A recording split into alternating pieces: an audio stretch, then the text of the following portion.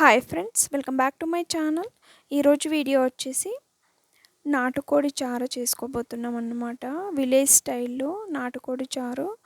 ఈ చారు అనేది మనకు దోశల్లోకైనా లేదా రాగి సంగట్లోకైనా చాలా టేస్ట్ ఇస్తుందన్నమాట. ఇంట్లోనే ఉండే అతి తక్కువ ఇంగ్రీడియంట్స్తో అతి తక్కువ టైంలో చాలా ఈజీగా నాన్ వెజ్ చేయడానికి రాని వారు కూడా చేసేసుకోవచ్చు అన్నమాట. ఇక్కడైతే నేను నాటుకోడి వచ్చేసి గుడ్లు కోడిని తీసుకున్నామండి. ఎందుకంటే టేస్ట్ అనేది చాలా బాగుంటుందన్నమాట గుడ్ల కోడి అయితే. సో ఇక్కడ నీట్గా కడిగేసి చిన్న చిన్నగా కట్ చేసుకున్న ముక్కల్ని అయితే ఇక్కడ తీసుకున్నాను. ఇప్పుడు ఫస్ట్ స్టెప్ అయితే మనం స్టవ్ పైన ఒక కడాయి పెట్టేసుకొని 1 టేబుల్ స్పూన్ ఆయిల్ పోర్ చేసుకోండి. వేడెక్కిన తర్వాత చిన్ని ఉల్లిపాయలు వేస్తున్నానండి, టేస్ట్ బాగుంటుంది. అలాగే వెల్లుల్లిపాయలు, దాల్చిన చెక్క ఒక 10-15 లవంగం మొగ్గలు వేసి బాగా ఫ్రై చేసుకోవాలి. కలర్ చేంజ్ అయిన తర్వాత హోమ్మేడ్ ఒక 5 టేబుల్ స్పూన్ మసాలా పౌడర్, అలాగే మిర్చి పౌడర్, పసుపు, చిన్నగా కట్ చేసుకున్న శొంఠి, కొత్తిమీర, అలాగే పుదీనా రెమ్మలు వేసుకొని ఒక 2 నిమిషాల పాటు ఫ్రై చేసుకోవాలి. ఇలా ఫ్రై అయిన తర్వాత సైడ్కి పెట్టేసుకోండి చల్లారని. ఇప్పుడు ఒక మిక్సీ జార్ తీసుకొని చిన్నగా కట్ చేసి పెట్టుకున్న కొబ్బరి ముక్కల్ని, అంటే పచ్చి కొబ్బరి ముక్కల్ని వేసుకొని బాగా మెత్తగా గ్రైండ్ చేసుకోవాలి. చూడండి ఇలా మెత్తగా గ్రైండ్ అయిన తర్వాత ముందుగా కట్ చేసి పెట్టుకున్న టమాటాలు, అలాగే ఈ చల్లారిన మసాలా మిక్స్ని మొత్తం వేసుకొని బాగా మెత్తగా గ్రైండ్ చేసుకోవాలన్నమాట. చూడండి ఈ కన్సిస్టెన్సీలో మనకు మసాలా అనేది రావాలన్నమాట. ఇప్పుడు మసాలాని పక్కన పెట్టేసి స్టవ్ అంటించుకొని స్టవ్ పైన ఒక కుక్కర్ని పెట్టేసుకోండి.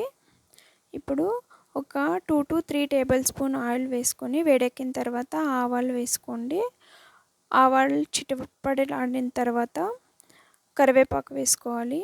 ఇప్పుడు ఆయిల్ బాగా వేడెక్కింది. మనము కడిగి పెట్టుకున్న చికెన్ మొత్తం ఇందులో వేసుకొని ఒక 3-4 మినిట్స్ ఆయిల్లో బాగా ఫ్రై అవ్వాలండి. నేనైతే ఇప్పుడు కల్లుప్పుని యాడ్ చేసుకుంటున్నాను. మసాలాలోకి ఉప్పు వేయలేదు. పీసుల్లోకి వేస్తే టేస్ట్ అనేది పీసులకి ఉప్పు అనేది బాగా పట్టి టేస్ట్ బాగా వస్తుందన్నమాట.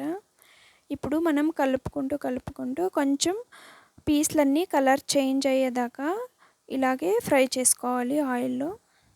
చూడండి మనకు మొక్కలు మొత్తం కొంచెం కలర్ అయితే చేంజ్ అయిందనమాట. ఇప్పుడు మనము ప్రిపేర్ చేసుకున్న పేస్ట్ని మొత్తం ఇందులో వేసుకొని పీసులకి బాగా పట్టేలాగా కలుపుకోవాలి. చూడండి ఇప్పుడు ఇలా కలుపుకున్న తర్వాత మిక్సీ జార్ని నీళ్ళు వేసి కొంచెం ఇలా మనకు గ్రేవీకి తగ్గట్టు వాటర్ పోసుకోవాలన్నమాట. ఇప్పుడు వాటర్ పోసిన తర్వాత బాగా మిక్స్ చేసేసుకొని టేస్ట్ చూసుకొని ఉప్పు కారం అంతా కుక్కర్ మూత పెట్టేసుకొని ఒక 3 విజిల్స్ అయితే తెప్పించుకోవాలి.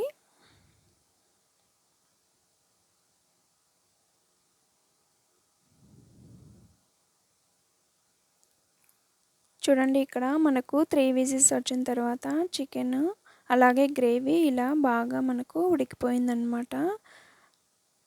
చాలా కలర్ఫుల్గా అలాగే టేస్టీగా వచ్చేసిందనమాట. ఇప్పుడు మనం ఇలా కుక్కర్ మూత తీసేసి ఒక 5-6 మినిట్స్ ఇలాగే ఉడకపెట్టుకోవాలి. ఎందుకంటే గ్రేవీ అనేది చిక్కపడుతుంది.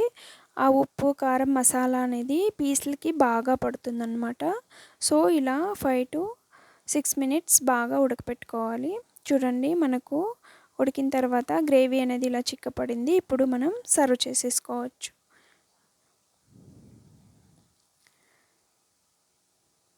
ప్లీజ్ ఇంతవరకు ఛానల్ని ఎవరైనా సబ్స్క్రైబ్ చేసుకోకపోతే సబ్స్క్రైబ్ చేసుకొని సపోర్ట్ చేయండి. అలాగే వీలైతే ఈ రెసిపీని మీరు కూడా ట్రై చేయండి. ఎలా వచ్చిందో కామెంట్ బాక్స్లో కామెంట్ని డ్రాప్ చేయండి.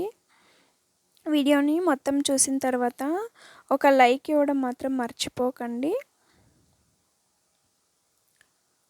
చాలా టేస్ట్గా ఉంటుంది. ప్లస్ బిగినర్స్ కూడా చాలా ఈజీగా చేసుకోవచ్చండి. మీరు కూడా ట్రై చేయండి. Thank you for watching.